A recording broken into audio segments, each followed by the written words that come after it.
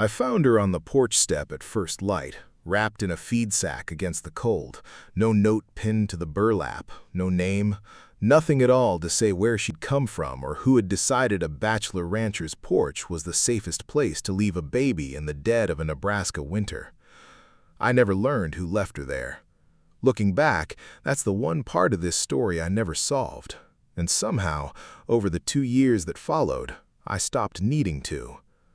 I'd run the Colton Ranch alone since my father passed it to me 11 years before. 3,000 acres of grass and grain along the North Loop River in Nebraska territory, close enough to town for supplies, but far enough out that a man could go a full week without seeing another soul if the work kept him busy enough.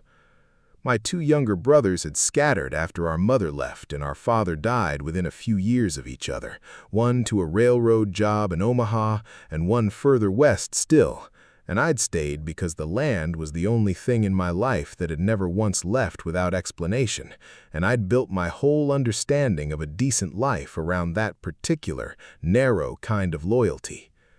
The cold that January was the kind that killed livestock if you didn't watch close, and I understood within the first hour of finding her that a newborn left out even briefly in that weather shouldn't have survived it at all, which meant whoever left her had done it only minutes before I opened my door, close enough that I stood in the yard afterwards scanning the empty horizon for a departing wagon or rider I never found. She was small, red-faced and screaming loud enough to wake every hand on the place, and I carried her inside wrapped in my own coat, with no earthly idea what a man was supposed to do next. If I couldn't find a way to feed her and keep her warm through that first week, she wouldn't survive it, and that plain, undeniable fact sat on my chest heavier than any debt or drought I'd weathered in 11 years of running that ranch alone. The nearest neighbor was 4 miles off, and I'd have gone there first if I trusted the Hendersons to keep quiet about it. But old man Henderson talked louder than any church bell in 3 counties, and I understood, standing in my kitchen with a screaming infant and no earthly notion what to do next, that whatever I decided in the next hour would likely be the talk of the whole county by Sunday, regardless of who I told first. I rode into town before the sun was fully up, the baby bundled against my chest under my coat,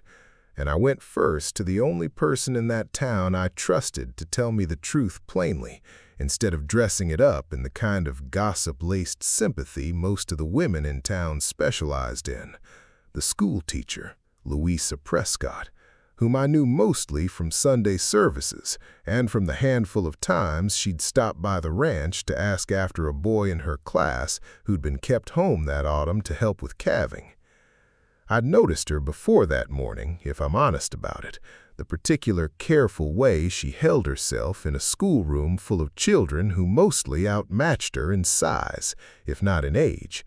and the quiet, unhurried patience she showed even the slowest of her students, a patience I associated more readily with good horse trainers than with most people I'd known.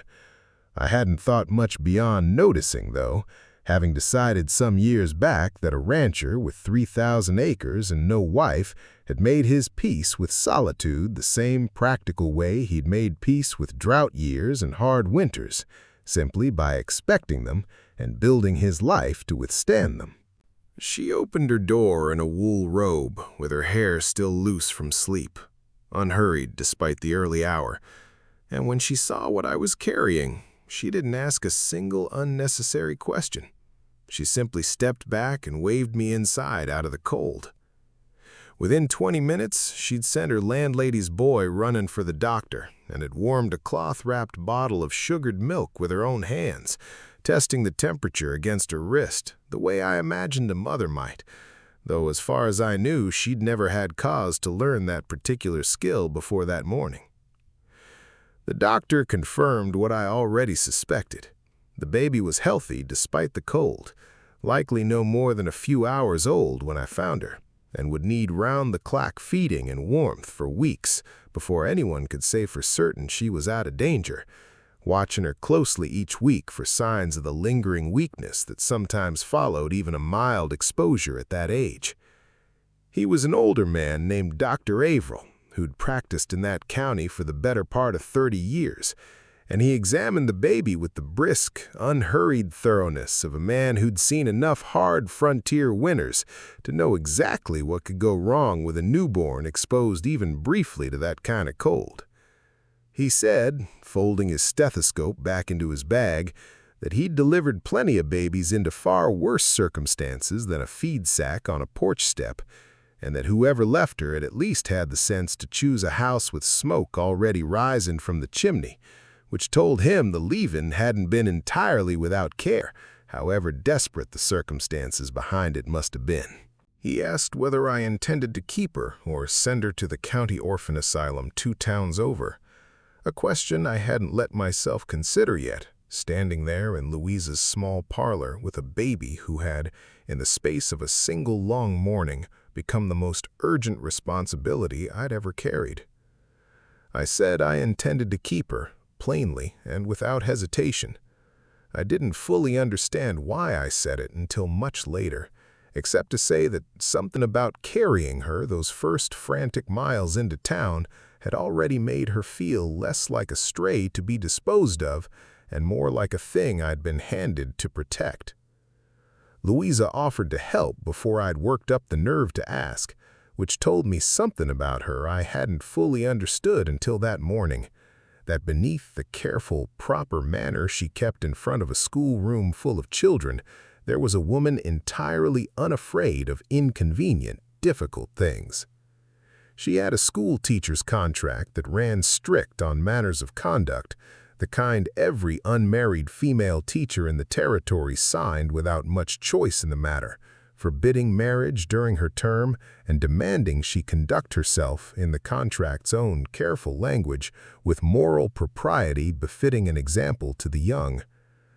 I'd heard about these contracts before, in passing, the way a man hears about rules that don't apply to him without ever considering their weight,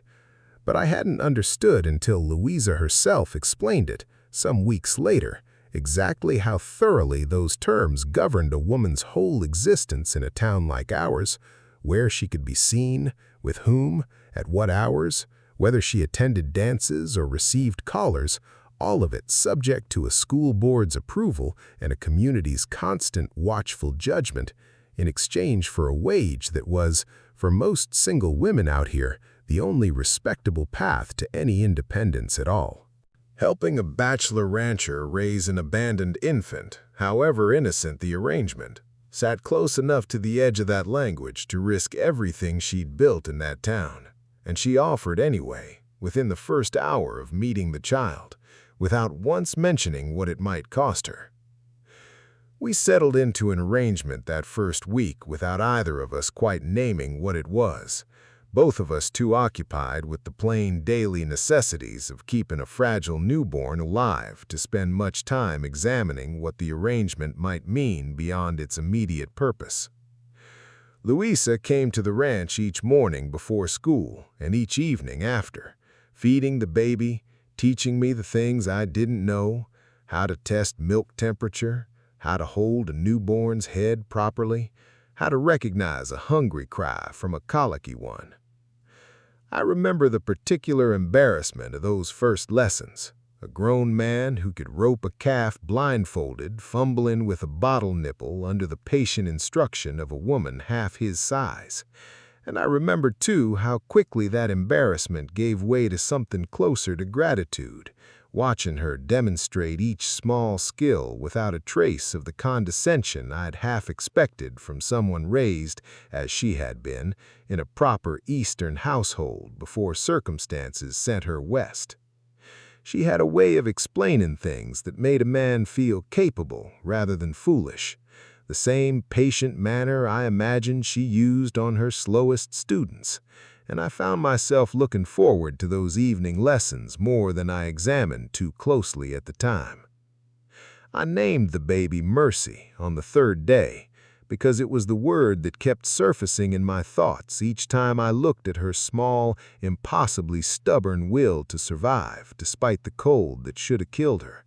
a name that felt less like something I chose and more like something the child had simply already earned for herself. The wound I carried, the one that made the whole arrangement harder than it needed to be, went back a long way, to my own mother, who had left our family when I was 6 years old, walking off one morning with a traveling drummer and never once writing to explain why, leaving my father to raise 3 boys alone on a ranch not unlike the one I ran now. I remembered almost nothing of her clearly by that point, only fragments, the particular way she'd hummed while kneading bread, a blue ribbon she'd worn in her hair for church, the sound of a wagon pulling away one morning that I hadn't understood at 6 years old was the sound of her leaving for good. My father never spoke of her again after that first year, and I'd learned, by his example, that a man simply didn't dwell on the people who'd chosen to leave. The dwelling only made a hard thing harder without changing the plain fact of the leaving itself. I had spent 27 years since telling myself I understood nothing about raising children, that whatever capacity for steady, patient love a parent needed had simply skipped a generation in my family, and finding Mercy on my porch had forced me to test that belief against the plain, undeniable fact of a baby who needed exactly the kind of steady presence I'd always assumed I didn't have in me. Louisa's own wound surfaced slower, over weeks rather than days. She told me one evening while Mercy slept between feedings that she'd been engaged once, back east, to a young man who'd broken it off the moment her father's business failed and the dowry that came with her disappeared along with it. She'd come west afterward to teach, in part because a schoolteacher's contract, restrictive as it was, at least guaranteed her a wage and a purpose that didn't depend on any man's fortune or affection holding steady. She said she'd made a kind of peace with a solitary life, one she'd built carefully around the classroom and her small rented room, and that Mercy's arrival had complicated that peace in ways she hadn't expected and wasn't entirely sure she wanted to examine too closely. She told me about the fiancé's name only once, and never again after that, as though speaking it more than the single necessary time might give the memory more weight than she wanted it to carry. She said the worst part hadn't been the broken engagement itself, but the letter that followed it 2 months later. Formal and apologetic in a way that made plain he'd rehearsed the wording carefully, explaining that circumstances had changed and that he hoped she'd understand a man in his position couldn't be expected to proceed without the security her father's fortune had once promised. She said she'd read that letter exactly once and burned it in the kitchen stove before her mother could see it, and that she'd decided, standing there watching the paper curl and blacken, that she would never again build her security around anything as unreliable as another person's affection. The first emotional peak came on a night in early February, 6 weeks after I'd found Mercy, when a fever took hold of her hard and fast, the kind of fever that had killed more than one Homestead infant in that county before a doctor could reach them in time. I'd noticed her fussier than usual that afternoon, a low, grisling cry that didn't respond to feeding or changing the way her hungrier cries usually did. And by the time I checked her temperature against my wrist the way Louisa had taught me, her small body was burning hot enough to frighten me badly. Louisa had come for the evening feeding as usual and was still at the ranch when the fever fully announced itself, Mercy's cry sharpening into something desperate and thin that neither of us had heard from her before. Louisa stayed the whole night, past any hour a proper unmarried woman was supposed to be alone in a bachelor's house, sponging Mercy down with cool water while I rode the 8 miles to fetch the doctor and back through a hard sleet that soaked me through twice over. When I returned, half frozen and terrified of what I might find, I found Louisa sitting exactly where I'd left her, Mercy held against her shoulder, humming something low and unfamiliar, and the fever had already started to break under her steady, patient care. We sat together after the doctor left, past midnight, both of us too wrung out with relief to sleep, the sleet still ticking faintly against the window panes outside. And she told me things she hadn't said before, about the fiancé, about the specific loneliness of building a whole respectable life around never needing anyone's help, about how strange and unwelcome it felt to realize, watching Mercy's fever break in her own arms, how much she'd come to need this particular arrangement to keep going. I told her about my mother, the whole of it, the walking off and the years of silence after, and how finding Mercy had cracked open a fear I'd been carrying since I was 6 years old, that I didn't have whatever it took to be the kind of parent who stayed. It was the most I'd said about my mother to another living soul since my father's own funeral.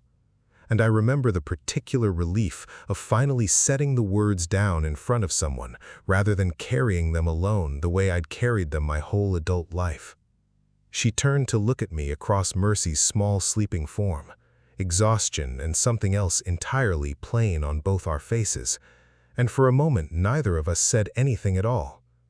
I felt something in my chest go still and waiting,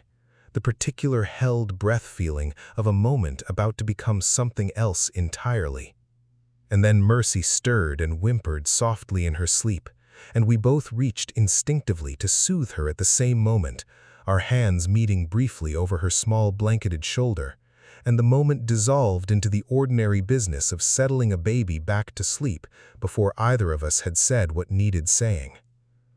The dark turn came 3 weeks later, when Beatrice Cole, wife of the school board president and the self-appointed keeper of the town's moral standards, learned that Louisa had spent an entire night unchaperoned at a bachelor's ranch house. Word reached Beatrice through her housekeeper, who'd heard it from the doctor's own wife, who'd meant nothing malicious by mentioning it, only marveling at the school teacher's dedication to a motherless infant she had no formal obligation toward at all.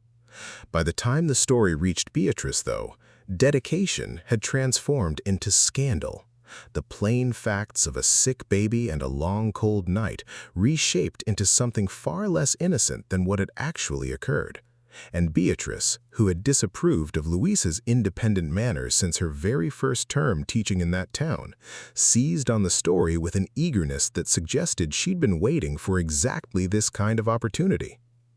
She raised the matter formally at the next school board meeting, citing the strict conduct clause in every teacher's contract, and argued that Louisa's continued employment set a dangerous example for the very children she was meant to be instructing in proper behavior.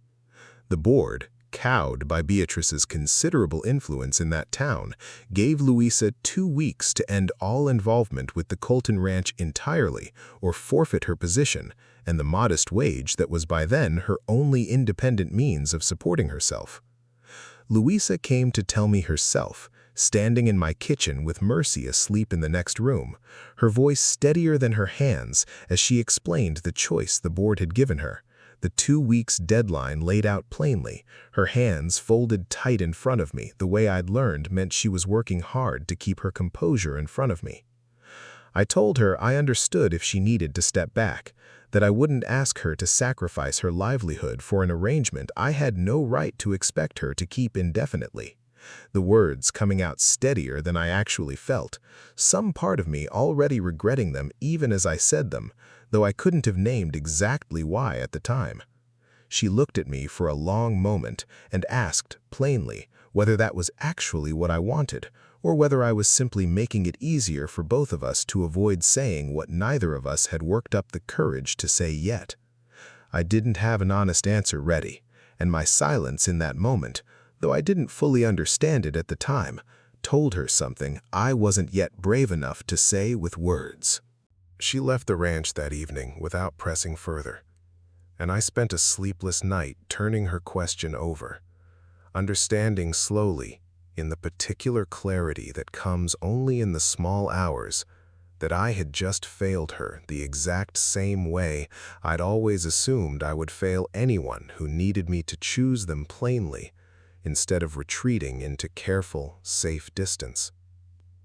She stayed away for 11 days after that, honoring the board's demand while she decided what she actually wanted. And those 11 days were the worst I'd spent since finding Mercy on my porch. I hired a widow from 3 ranches over to help with the feedings, a capable woman who did everything correctly, and left me feeling each night the particular hollow loneliness of watching someone perform a role that had, without my fully realizing it, come to belong to Louisa specifically in my mind, and in Mercy's steadily growing recognition of her. The widow, a quiet, competent woman named Mrs. Farrow, did nothing wrong in any way I could have named to another person. She fed Mercy on schedule, kept her clean and warm, sang lullabies in a pleasant enough voice, and yet the house felt wrong the entire time she was in it, missing some particular quality of attention I hadn't known to value until its absence made the lack of it so plain. Mercy herself seemed to sense the difference, fussing more in Mrs. Farrow's arms than she ever had in Louisa's, as though a baby not yet 2 months old had already learned to distinguish between competent care and something closer to devotion.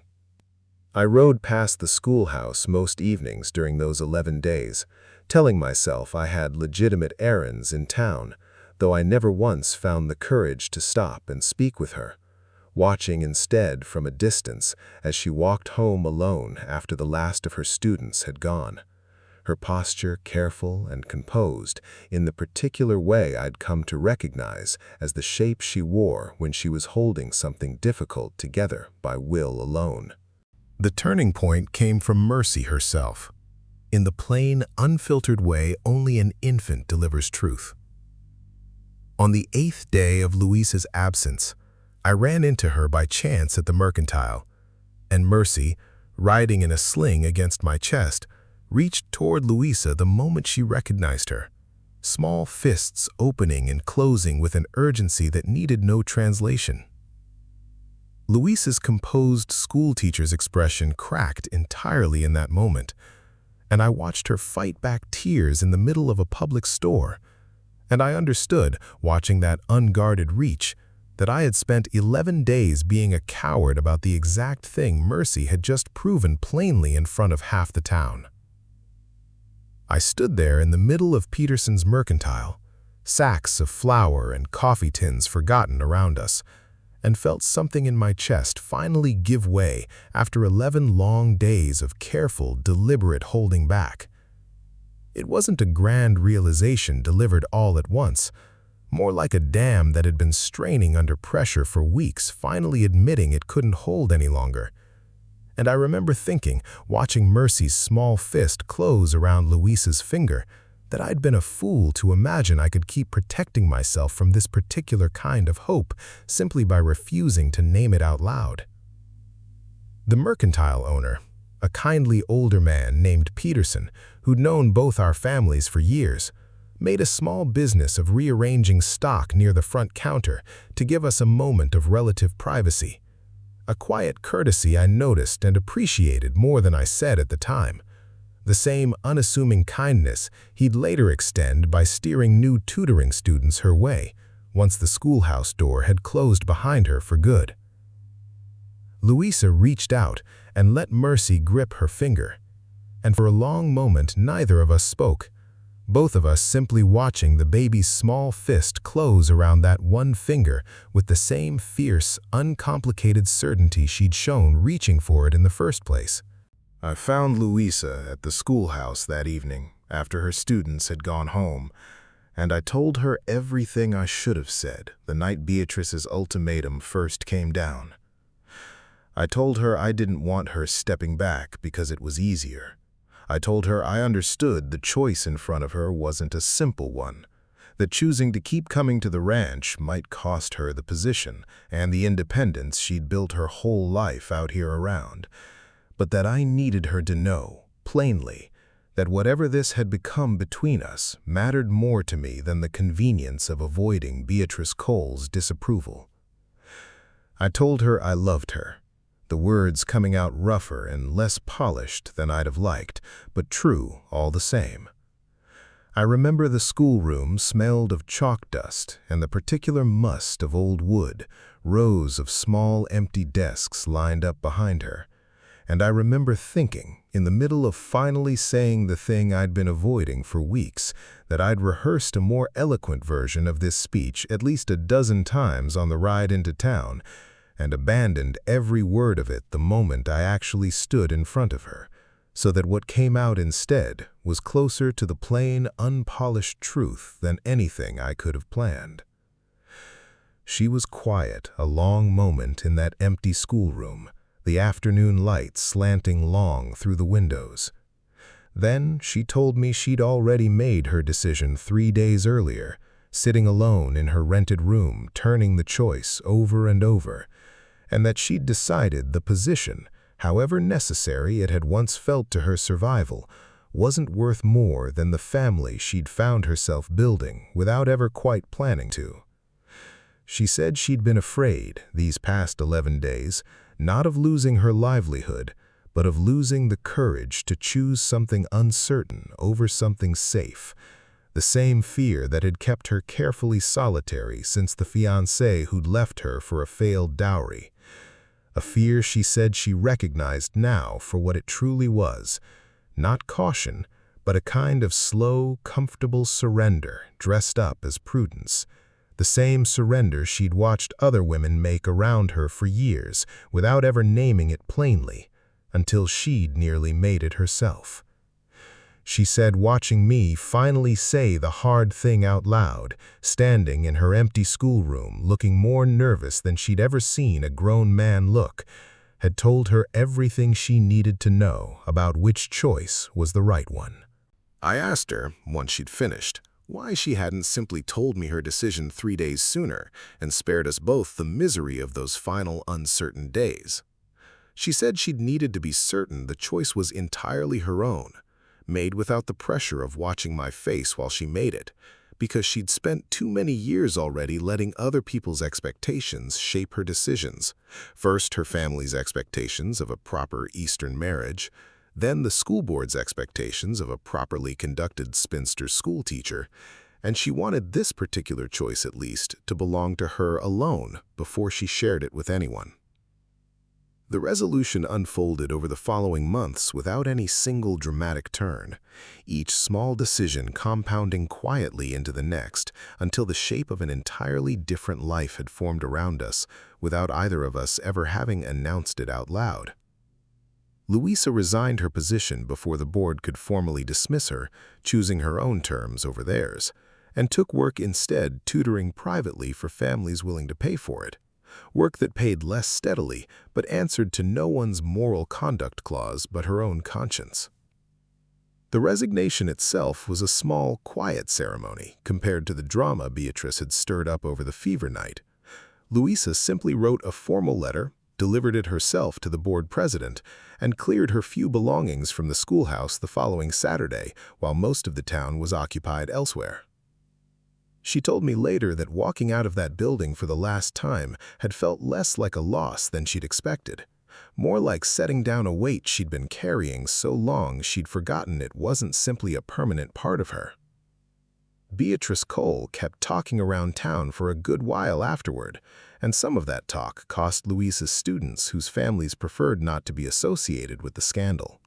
But enough families stayed, and word of her patient, careful teaching eventually outweighed whatever Beatrice managed to whisper. Dr. Averill, of all people, became one of her earliest and most vocal defenders, telling anyone who'd listen that a woman who'd sat up through a night with a dying baby's fever had shown more Christian charity in those hours than most of the sewing circle had shown in a decade. A comment that reportedly reached Beatrice's ears and did nothing to improve her opinion of the doctor, though it did a great deal to shift the town's opinion of Louisa. Peterson at the Mercantile made a quiet habit of mentioning Louisa's tutoring services to any family who came through asking about schooling, a small, steady kindness that brought her 3 new pupils within the first month alone. Mercy grew strong through that spring and into the following year, walking by her first birthday, saying her first clumsy words not long after, and neither Louisa nor I ever gave the town a tidy announcement to properly gossip about. I built the second rocking chair myself that following winter, in the evenings after the day's ranch work was done, working slow and careful in a way I didn't usually bother with for ordinary carpentry, sanding each joint smooth enough that a baby's small hands could safely explore it without splinters. I never told Louisa I was building it, and she never asked what I was doing out in the barn each evening with a lantern and a pile of good oak boards, though I suspect, given how observant she'd always been about the small details of my life, that she'd guessed the purpose of it long before I ever brought the finished chair up to the house. Mercy took her first steps that spring, reaching between the two of us, wobbling from my outstretched hands toward Louisa's, and I remember the particular pure joy on both our faces watching it manage, neither of us caring in that moment about anything the town had said or might yet say about how we'd come to be standing there together, catching a baby that wasn't born to either of us by blood, but belonged to us both all the same. What there was, instead, was a summer evening more than a year after I'd found Mercy wrapped in that feed sack, when I came in from the fields and found Louisa sitting on the porch step exactly where I'd first found the baby. Mercy asleep against her shoulder, and a second rocking chair, one I'd built myself over the previous winter, without ever quite admitting to myself who it was for, pulled up close beside the one that had always been mine. The evening light was doing that particular gold thing it does in a Nebraska summer, catching the dust still hanging over the yard from the day's work, and I stood at the edge of the porch a moment just watching them both before either noticed me. Louisa humming something low, the same unfamiliar tune I'd first heard the night of the fever, and Mercy's small chest rising and falling steadily against her shoulder, safe and warm, and entirely unaware of how close she'd once come to not having any of this at all. She never told me she was staying for good. She just kept sitting in that second chair, evening after evening, until neither of us could remember a version of that porch that didn't have her in it. I think about that first cold morning often, still, more than a year gone by now. The feed sack, the screaming infant, and the empty horizon I scanned uselessly for a wagon that never appeared. I never did find out who left her there, and for a long while I told myself that not knowing was a kind of wound I'd carry the way I carried the wound of my own mother's leaving, an absence I'd never get to properly resolve. But somewhere in that year of feedings and fevers and slow, careful courage, I came to understand it differently. Whoever left Mercy on my porch that morning had, in their own desperate way, given her the one thing that mattered more than any explanation could have, a chance, however slim, at people who would choose to stay. Louisa says now, when either of us tells this story to Mercy as she gets older, that the porch step where I found her isn't a place of abandonment at all, but the exact spot where everything worth having in this family actually began. I've come to believe she's right about that, the same steady way she's been right about most things since the morning she opened her door in a wool robe and asked no unnecessary questions, only told me to come inside out of the cold. Some evenings, watching Mercy chase the barn cats across the yard while Louisa calls her in for supper, I try to imagine the version of myself that morning I found her, frightened, certain I had nothing in me capable of raising a child well, so sure my mother's leaving had left some permanent gap in whatever a man needed to stay. That man is still in me somewhere, I suppose, the way old fears never fully leave a person. But he's outnumbered now, most days, by the plainer, steadier fact of 2 rocking chairs on a porch, worn smooth by years of evenings neither Louisa nor I ever planned for, and both of us have come since to need.